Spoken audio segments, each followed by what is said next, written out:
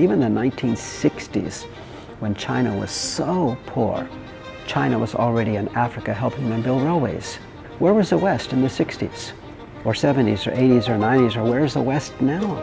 They keep coming up with all these alternatives to the Belt and Road, but they haven't done it in history, and they're not doing it now.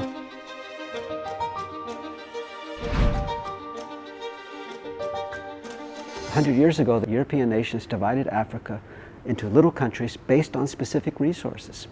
They developed infrastructure to export everything from Africa, but they didn't develop Africa itself.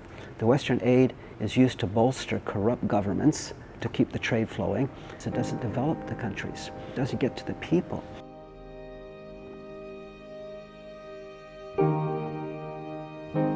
I show my students a map of Africa. You can put China, United States, and Europe inside Africa. It's that big. It's not only gigantic, richest in resources. Every resource you can imagine is incredibly rich. And yet, it's the poorest place on earth. For a decade, the West has been saying, we can do better. We have a better plan. They're rich. But they don't do it. But China actually did it. Because Xi Jinping, like he's long said, just simple aid creates poverty of spirit. So this Belt and Road Initiative is also built out upon China's experience. Instead of just giving billions in aid, China is going to Africa and building the infrastructure.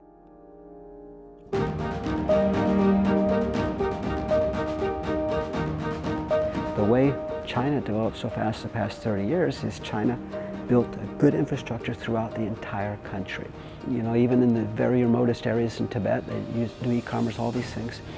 So China is using that experience from that. They're doing the same thing in other countries. China has helped so many countries with this. The Belt and Road Initiative, it's like my son in Africa doing the volunteer medical work with his wife and children.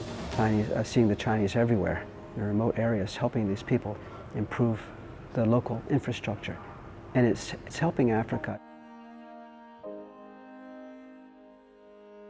You read the Western media about China and Africa and it's, oh, but you talk to Africans and they're very happy about what China is doing in Africa. China has also built things in Africa such as the industrial complex for factories and businesses. They're teaching them how to fish so that they can lift themselves.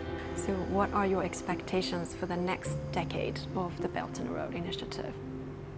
I think that the African countries, some other Asian countries will experience what China has. China built the infrastructure.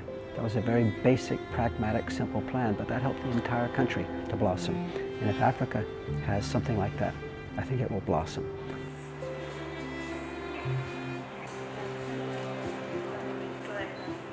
The non-Western countries are increasingly seeing there's no future continuing on as being puppets of these Western countries that have not helped them in centuries. And there's more and more countries like this are saying, we want China's help because they're not getting it from anywhere else.